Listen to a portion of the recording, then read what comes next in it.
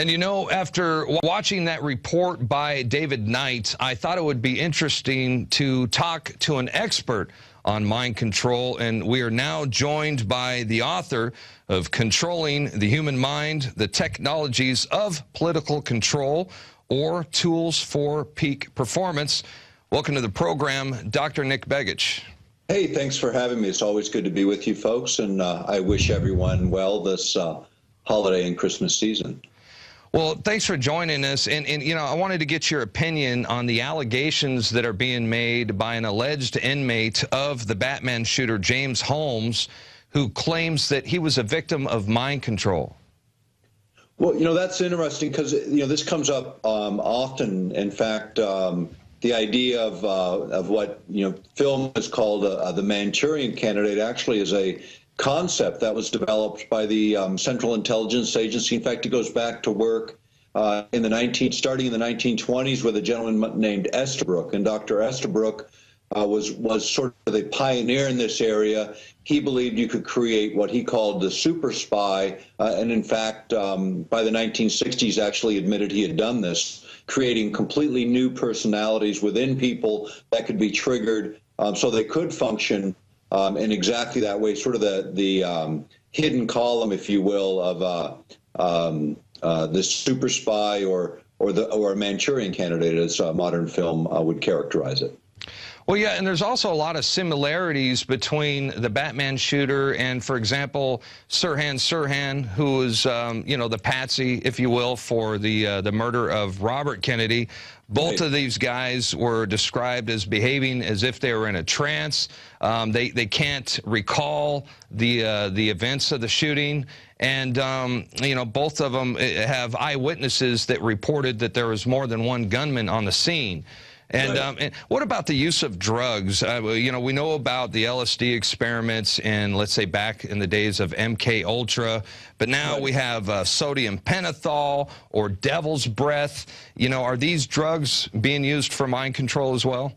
Sure. There were actually several drugs that were utilized. In fact, that's what mostly came out in the Church Committee hearings of 1975, and then the subsequent report from the Rockefeller Commission on the activities of the Central Intelligence Agency.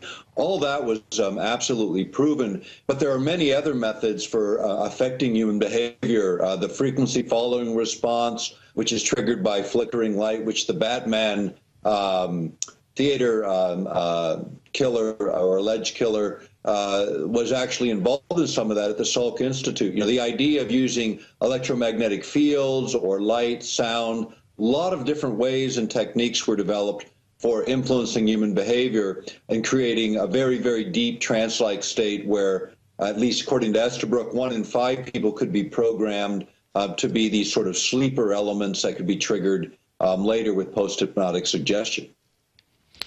Well, that's kind of scary stuff, and that makes me I also want to get your take on mass mind control. You know, the old Edward Bernays, or if you will, the modern-day Edward Bernays style of, or formula, I should say, of controlling the masses.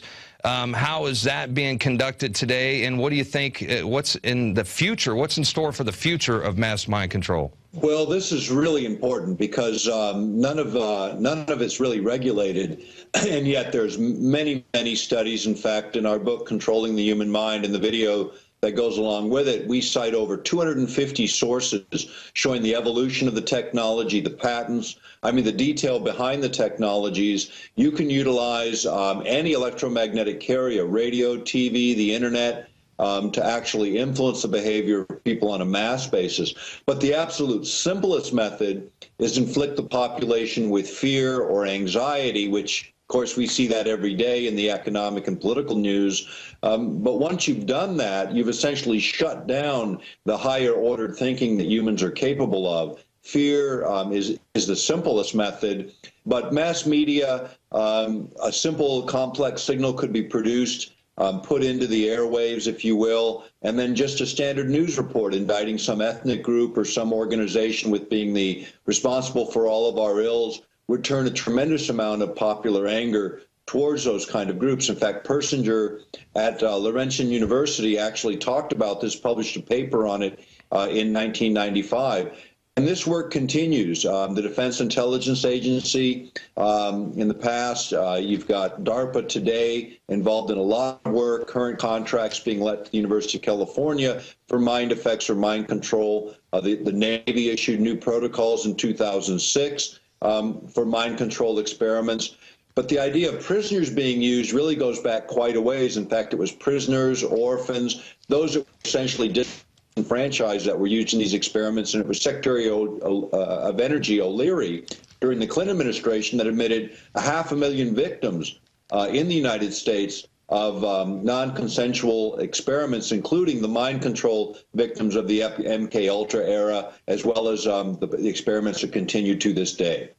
So that's right. So MK Ultra continues. It's just assumed under a different name. Right. And I imagine it's expanded as well. What do you think, how big is this thing? How big is this network? How many psychologists, psychiatrists are involved? What's it evolved into modern day?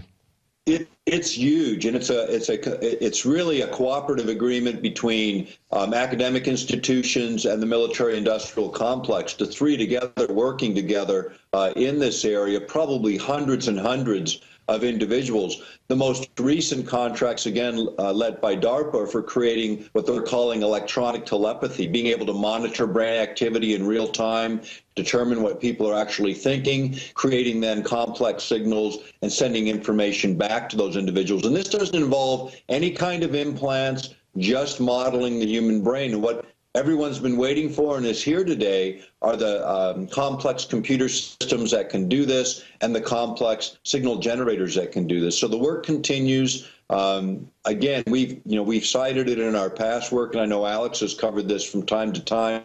This is an extremely important area. I consider fundamentally the most important area of technology expansions today. When you talk about interfering with the mind, what we're really talking about is interfering with free will, something that even God will not do. Exactly. Well, I certainly appreciate you joining us today, and I certainly look forward to reading Controlling the Human Mind. I just found out we are carrying this, so it is available at the InfoWars shop bookstore, and I, for one, will be checking that out this weekend. And just a reminder to our viewers, Dr. Nick Begich is also the co-author of Angels Don't Play This Harp. We have DVDs on the harp, the update, Angels Still Don't Play This Harp, and we have the DVD on Mind Control, A Brave New World, or Enhancing Human Performance. Dr. Nick Begich, thanks again for joining us today. Hey, thanks for having me. When people finish those books and videos, send them to your congressional representatives. Let them look at them. They're all very well footnoted, and it's a good way, a good Christmas present for your congressional delegation this year. And thanks for having me. All right, great advice. Thanks again. Recently, the Harvard School of Health looked at more than a dozen scientific studies concerning fluoride and confirmed what countless other scientists have been documenting for decades. Sodium fluoride in the body reduces IQ and increases cancers.